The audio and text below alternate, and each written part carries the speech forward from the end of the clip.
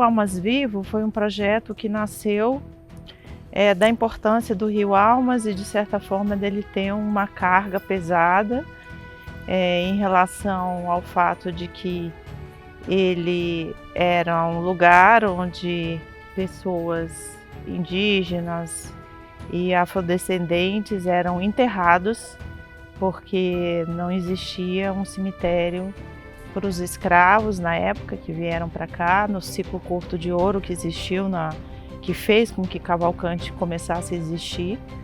Então ele é um grande ponto de encontro, o maior ponto de encontro da população, da comunidade aqui de Cavalcante. Então a gente teve uma ação com jovens no primeiro semestre, né, para envolvê-los. A ideia era na criação da logomarca do projeto. A gente fez um concurso cultural para que várias pessoas da comunidade também pudessem escolher a logomarca que os jovens criaram, mas antes de pedir isso a gente também foi contar um pouco do porquê que a gente está aqui, porque é importante eles saberem porquê que a gente está aqui com esse projeto também, porque é a nova geração, né, que vai não só viver mais tempo aqui, viver os impactos do que está acontecendo com as mudanças do clima por mais tempo, mas também é a geração que eu acredito que tem mais energia para ajudar a movimentar o que precisa ser movimentado nessa transição, né? E a ideia é fazer um diagnóstico, a gente entender como que o Rio Almas está, como que ele se encontra. É um Rio Almas que ele tem um apelo também social, ele é extremamente importante, faz parte da vida de toda a população rural, urbana, territórios quilombolas. Na área que a gente percorreu, a gente identificou algumas áreas degradadas, alguns processos erosivos, como esse que vocês podem ver aqui, e foram selecionadas 5 áreas para restauração. Então, a primeira etapa foi de diagnóstico, e na chuva a gente vai iniciar a etapa de plantio, com o envolvimento da comunidade. A gente está procurando envolver toda a população de Cavalcante. Tem um apelo muito grande e as pessoas estão se envolvendo no projeto pelo amor que eles têm ao Rio Almas. O Rio Almas é um rio que ele vem aqui, ele vai adentrando serra, e ele abastece a metade da comunidade Vão de Almas. Esse projeto é uma maneira de que a água vai para o meu povo, mas tem uma coisa muito pior também. Quer dizer, pior quanto, né, está acontecendo. Os venenos, as plantações de soja, ela acaba caindo na água. E isso está matando meu povo. Hoje tem câncer dentro das comunidades. Antes não tínhamos. E a gente sabia que o rio, de maneira geral, estava em boas condições. Ele é um rio que tem ainda uma água relativamente limpa, que está em grande parte preservado. E a gente sabia que em alguns lugares a mata ciliar dele estava bem destruída, bem danificada. E que se a gente fizesse um projeto para ele, a gente poderia ainda conseguir reverter esse processo de deterioração de um rio importante sem precisar gastar tanto, a um custo relativamente baixo. E fizemos algumas oficinas com eles para contar o que é mudanças climáticas, que é um nome que muitas vezes é muito distante, e trazer muito para o contexto daqui. O que a mudança climática já está trazendo para Cavalcante. Então, enchentes no Vão de Alma, secas inesperadas que perde roça esse ano. Eu vi muito que perdeu roça, né, de feijão, tudo. Então, cada vez mais vai ficando mais próximo. Então a gente foi tentando trazer essa linguagem para eles entenderem um pouco mais. E também não só trazer o apocalipse, mas também o que é possível fazer, né? Não entrar nesse lugar também da depressão climática, né? Que a gente vê muito em juventudes. Enquanto a comunidade de Cavalcante e os proprietários das reservas particulares do patrimônio natural seguem unidos pela conservação, iniciativas de apoio têm chegado para fortalecer esse trabalho e ampliar essas ações. For us in CEPF, we want to preserve the biodiversity hotspots. Cerrado is one of them, one of the 36 in the world. And the reason we want to do that is because those hotspots, they have extremely high biodiversity that we don't find anywhere else in the world, but also because they are highly threatened. The hotspot, the Cerrado in particular, is being deforested at an alarming rate. We've already lost more than 50% of the Cerrado. And we need to preserve the Cerrado, and so we have different ways of doing that. One of them is to support organizations to create protected areas.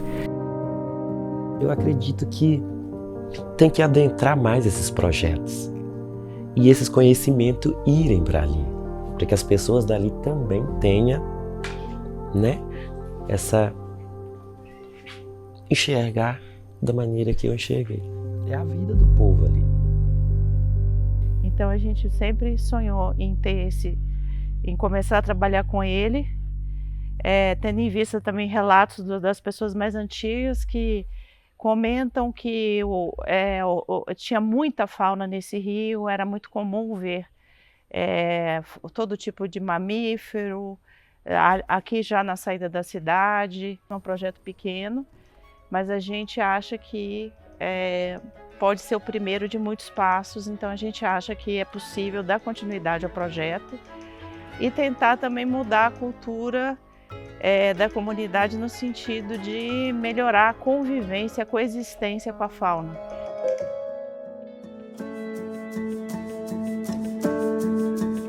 Por mais que pareça pequeno, né, o que a gente está fazendo no Rio Almas Vivo, comparado a todo esse contexto global do que está acontecendo, da importância mesmo de agir localmente, entendeu? Que começar ali, né, como a Flávia disse, é um pequeno passo, mas os pequenos primeiros passos precisam ser dados, né? Então, trazer um pouco consciência também sobre como está impactando o próprio Rio Almas, que está aqui do lado deles, e que a conversa continue, né? Assim, seja só o começo, né? Essa conversa muito boa.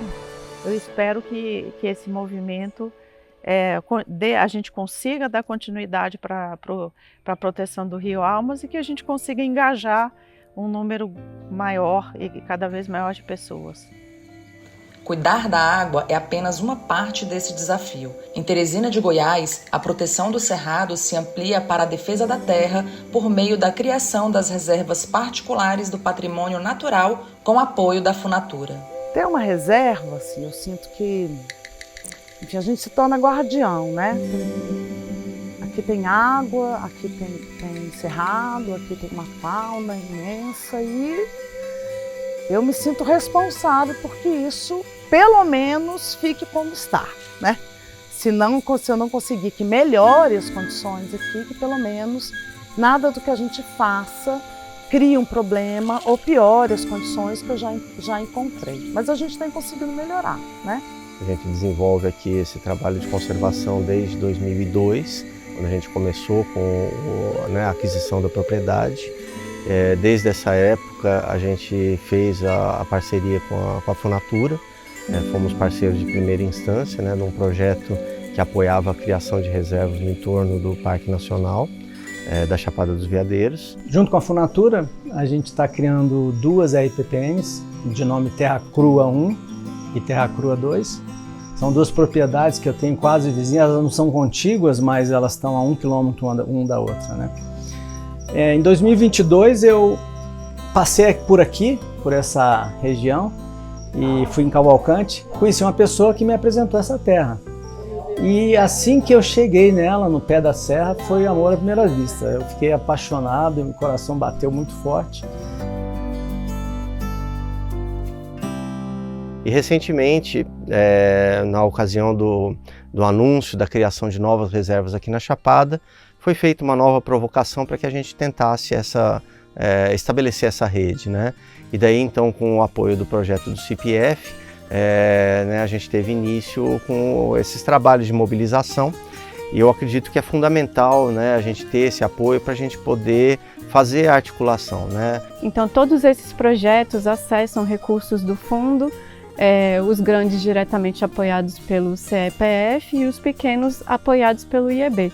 E dessa forma a gente faz uma grande rede de parceiros e parceiras aqui na região que trabalham em diferentes eixos estratégicos, sejam eles de restauração, de conservação da biodiversidade, de monitoramento, de fortalecimento dos seus territórios, formando essa grande rede de parcerias que, no fim das contas, todos trabalhando para a conservação do cerrado nas suas linhas de atuação e nos seus territórios.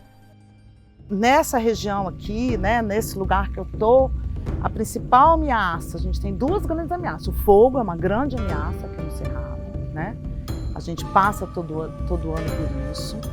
E uma outra ameaça é a mineração, né? E eu passei recentemente por essa situação da mineradora, né, ter autorização de pesquisa e entrar dentro da minha área, fotografar, né, me propondo exploração. Você imagina uma serra toda dessa, que praticamente é um ser vivo de energia, né, numa relação onde a montanha tem essa força de te levar para a introspecção, sabe? Quando você se coloca na frente de uma montanha, de uma serra, é como se você fizesse uma maior viagem possível para dentro de você. Então, de repente, cadê essa serra? Vai virar uma grande erosão, um grande buraco, todo tipo de poluição que você imaginar. Então, estar na rede, né, essa é uma grande ameaça, uma ameaça que a gente não é possível enfrentar sozinho. Junto a gente consegue enfrentar os desafios que são comuns, ou seja, fogo. Se a gente estiver junto, a gente consegue, né, trabalhar essa questão do manejo do fogo, um combate a possíveis, né, incêndios que aconteçam, o desenvolvimento de iniciativas sustentáveis para aquelas RPPNs que queiram trabalhar com visitação, então a gente consegue apoio, né, se a gente estiver em conjunto. Então o que eu trago aqui como uma mensagem é um convite ao proprietário de RPPN da Chapada dos Veadeiros que ainda não aderiu à iniciativa da rede, que se junte a nós. Então a gente tem que pensar que nesse processo de autodesenvolvimento, autoconhecimento e de tomada de consciência, né, que a sua mão, a sua participação é fundamental para que quem venha depois de você, né, possa ver tudo que você viu um dia ainda intacto, sabe?